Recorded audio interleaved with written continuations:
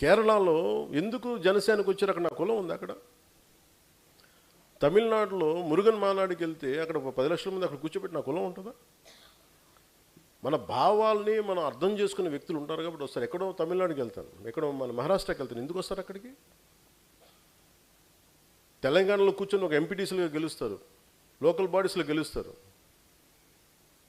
వాళ్ళు నన్ను కలవను కూడా కలవాల, కానీ జెండా పెట్టుకుని గెలిచేశారు, గుర్తుకు పెట్టుకుని గెలిచేశారు చాలామంది. అంటే భావం తాలూకు గొప్పది, భావ తీవ్రత అంత గొప్పది. ప్రజా యుద్ధ నౌకని గద్దర్ గారు కూర్చోబెట్టి నన్ను ఎందుకు ఇష్టపడతారు? ఒక దళిత కులానికి చెందిన ఒక మహాకవి, ఒక మహాగాయకుడు నన్ను చూసి ఎందుకు ఇష్టపడతారు? భావాన్ని చూసి ఇష్టపడతారు. ఇది అర్థం కాకుండా కూర్చోబెట్టి నువ్వు ఇక్కడున్న కొంతమంది నాయకులు ఆంధ్రప్రదేశ్లో నువ్వు కాపులకి ఏం చేసావు? కాపులకి ఏ రోజు నిలబడి నేను చెప్పాను అసలు? నాకు ఎంత విసుకొస్తుంది. మీరు ఎందుకు ఇంత దిగజారుస్తారు? నిజంగా వాళ్ళు ఒకసారి ఈ రోజున సభాముఖంగా వాళ్ళందరికీ చెప్తున్నాయి, మాట్లాడండి, మీకు కూడా చెప్పాలి. ఒకసారి మీరు అనిపిస్తారు ఎందుకు మాట్లాడమంటే,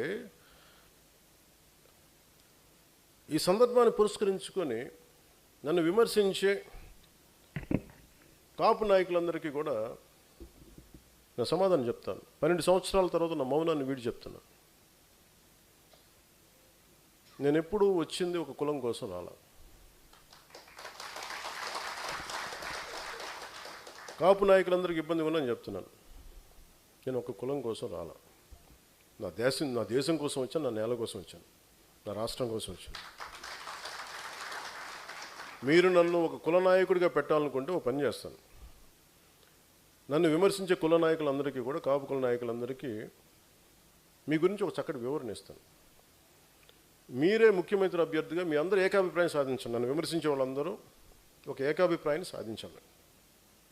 ఈ మధ్య నన్ను విమర్శిస్తున్న నాయకుడిని మీరు పని చేయండి, మీరే ముఖ్యమంత్రి అభ్యర్థిగా మీరు ప్రకటించుకోండి, మీరు నిలబడండి. సంపూర్ణంగా మీ వెంట ఉండే ఎంతమంది కుల సభ్యులు ఉంటారో వాళ్ళందరితో మీరు ముఖ్యమంత్రి అయిపోయిన సంతోషం. నేను కూడా మీకు కంగ్రాచులేట్ నోట్ పంపిస్తాను. మీరు ముఖ్యమంత్రి నా మీద కూడా కేసులు పెట్టుకోండి, గతంలో వీడు ఇలా చేశాడని చెప్పి, ఇబ్బంది లేదు నాకు. విమర్శించే కాపు నాయకులు కూడా నేను ఒకటే చెప్తున్నాను, మాట్లాడితే రంగా గారిని పట్టుకొస్తారు. జనసేన కూర్చోబెట్టి టీడీపీ కమ్మాయిలు మాట్లాడుతుంటారు. నేను చెప్తాను, మీరు ఇష్టపడే రంగా గారు, ఆయన సతీమణి కమ్మ సామాజిక వర్గానికి చెందిన వ్యక్తి. వాళ్ళ బిడ్డలు, వారిద్దరు పుట్టిన బిడ్డలు ఇద్దరు 2 కులాలకు చెందిన వాళ్ళు అవుతారు. అంటే మీకు మీరు ఎంత కన్వీనియంట్గా ఉందంటే మీ రాజకీయం, అది చూడరు. ఆయన బతికున్నప్పుడేమో వైసీపీలో ఉన్న నాయకులందరూ కానీ ఇక్కడున్న నాయకులందరూ కూడా ఆయన బతికున్నప్పుడు ఒక్కళ్ళు మాట్లాడాలి ఆయన గురించి. చనిపోగానే ఈరోజు అందరికీ కోపాలు వచ్చేసింది. ఎందుకంటే మరి ఏం కూర్చోబెట్టి నా మీద పడ్డారు. నేను ఎప్పుడు కులం ప్రస్తావన తీసుకుని నేను ఎప్పుడు రాలేదు. చిన్నప్పుడు ఒక్కొక్కసారి ఏదో ఒకసారి నేను చీరాల్లో పెరుగుతున్నాడు అడిగాను, మా అమ్మని అడిగా, అమ్మ మనం ఏమిట్లని అడిగాను, ఎందుకు ఇలా చండాల ప్రశ్న చేసాను మా అమ్మ. దేనికంటే స్కూల్లో మా ఫ్రెండ్ వాళ్ళ ఇంటికి క్లాస్ ఇంటికి వెళ్తే వాళ్ళ అమ్మ అడిగింది మీరు ఏమిట్లా అంటే, నువ్వు నోరు మూసుకుని నీకు ఇలాంటి అడగను. ఎందుకంటే మా ఇంట్లో మాకు తెలియదు. మా father being a socialist, it's always about society. మానవత్వాన్ని చూసాం కానీ కులం అనేది ఒక సోషల్ ఫ్యాక్ట్. మనం పుడతాం దాంట్లో ముందుకు, అంతేగాని దాంట్లో కూరుకుపోం కదా. దాన్ని అర్థం చేసుకుంటాం, గౌరవిస్తాం. కానీ కూర్చోబెట్టి పదే మాట్లాడడానికి విసుగు వచ్చేసింది నాకు కూడా. ఇంకెంతకాలం మాట్లాడతారా మీరు? ఎంతకాలం మాట్లాడతారు ఒక్కొక్కళ్ళు? మీ గురించి చిట్టా విప్పనా? ఒక్కొక్కడి గురించి చెప్పాలా? ఒక్కొక్కడి గురించి తట్టుకోగలరా? నేను మాట్లాడితే నోరు విప్పితే ఇష్టానికి మాట్లాడతారు ఒక్కొక్కళ్ళు. మనోహర్ గారు కూడా రాకూడదు అంటారు, ఆయన కమ్మంటారు. ఎన్నికైన ఎమ్మెల్యేలు అందరూ ఎవరయ్యా? కాపులు లేరా దాంట్లో? నా పక్కన లింగంనేని రమేష్ గారు ఉంటే ఆయన కమ్మంటారు. ఎక్కడో తెలంగాణను పెట్టుకున్న వ్యక్తిని చూసుకుని ఆయన కమ్మంటారు. ఇంకెవరు ఉండకూడదు. ఇప్పుడు హసీనా కూర్చోబెట్టి కాపులు అండి, ఏం తెలియదు. Thank you. నేను చెప్తున్నా అంటే నేను చెప్పేది, అరే దాటి మాట్లాడదాం, కులాలు మతాలు దాటి వెళ్దాం, ఒకే అర్థం చేసుకుంటాం, మాట్లాడతాం, ప్రతి సమస్యను మాట్లాడతాం. అంటే కూర్చోబెట్టి ఇంకా తగ్గి నాకు విసుగు వచ్చేస్తుంది. ఇంకా నాకు ఓట్లు ఉంటే ఉంటాయి, పోతే పోతాయి. కానీ ఇలాంటి పనికి మాలిన విశ్లేషణలు, పనికిమాలిన ఈ విమర్శలు పెట్టుకుంటే మటుకు చాలా బలంగా సమాధానం ఇస్తాను. ఇది ఫస్ట్ టైము, భవిష్యత్తు అందరి చేత ఇప్పిస్తాను, గుర్తుపెట్టుకోండి. మీ నోళ్ళు మూతపడే వరకు, ఇంకొకసారి నా గురించి మాట్లాడాలంటే మీ నోళ్ళు మూతపడే వరకు అందరి చేత మాట్లాడిస్తాను, గుర్తుపెట్టుకోండి. ఇంకా సభ్యత సంస్కారం కాదు అని చెప్పి నేను మాట్లాడలే. ఇంకా మీరు స్థాయి దాటేశారు. మీరు ఎవడన్నా సరే మీరు మీ వాదనే చెప్తాను, మీ కుల వాదనే చెప్తాను కాపు నాయకులందరికీ. మిగతా కులాల్లో చూసారా ఎక్కడన్నా?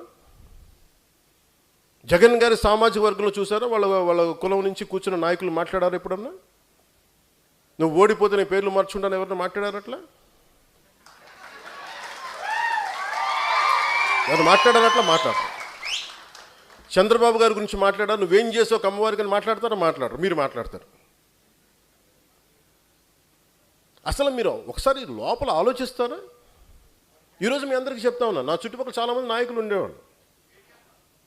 కానీ నేను ఇప్పుడు ఉదాహరణకి ఈయనే ఉన్నారు, ఆర్ఎంఆర్ గారు ఉండేవాళ్ళు, జేడీ గారు ఉండేవాళ్ళు. ఎక్కడికి వెళ్ళినా, రాజమండ్రి ఎక్కడికి వెళ్ళినా, ఈస్ట్ గోదావరి ఎక్కడికి వెళ్ళినా జేడీ గారిని పార్టీలో చేర్చుకోవాలని, జేడీ గారిని పార్టీలో చేర్చుకోవాలంటారు. వచ్చారు, మెంబర్షిప్ పెట్టాం, వైజాగ్ పార్లమెంట్ ఇచ్చాం, ఓడిపోయాం. అతను సినిమాలోకి వెళ్ళిపోయి నేను వెళ్ళిపోతాను. మాతో పాటు తోట చంద్రశేఖర్ గారు ఉండేవాళ్ళు, ఆయన బీఆర్ఎస్కి వెళ్ళిపోయారు. ఇప్పుడు మీరందరూ 3,000 మంది, ఇన్ని వేల మందికి పదవులు వచ్చినాయి. ఎందుకు వస్తాయి? మీరు నిలబడ్డారు కాబట్టి పదవులు వస్తాయి. వాళ్ళు ఉండంటే వాళ్ళందరూ రాజ్యసభ సభ్యులు అయిపోయాలేవో నాకేం తెలుసు, పార్లమెంట్ సభ్యులు అయిపోయి నాకేం తెలుసు. ఇవన్నీ వదిలేసి నా పక్కన ఆయన నిలబడితే కూర్చోబెట్టి మనోహర్ గారు సాగు కొడతా ఉంటారు నన్ను కూర్చోబెట్టి. నేను మీకు ఈరోజు చెప్తున్నా, నన్ను విమర్శించే కాపు నాయకులందరికీ మనోహర్ గారిని పెట్టుకుంటా, మీరు ఏం చేస్తారో చేసుకోండి. ఎందుకంటే అలాగే మీకు నా పక్కన రమేష్ గారు ఉన్నారు.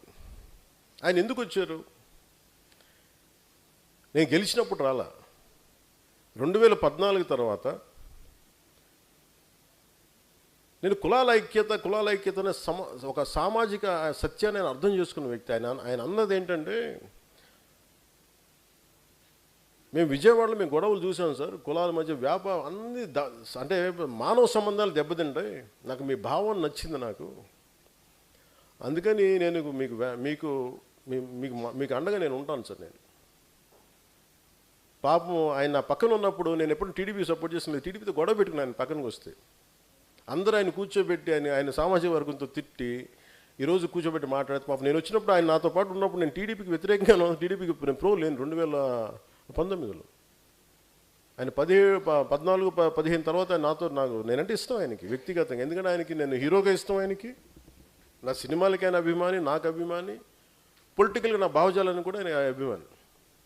ఆయన కూర్చున్నప్పుడు నిజంగా కనుక ఆయన వీళ్ళు ఈ కాపు నాయకులు చెప్పినట్టుగా ప్రభావితం చేస్తుంటే నేను 2019లో కూర్చొని టీడీపీతో ఎందుకు కూడా పెట్టుకుంటాను? అంత మాత్రం కామన్ సెన్స్ మీకు లేదా కాపు నాయకులందరికీ, మాట్లాడే వాళ్ళందరికీ?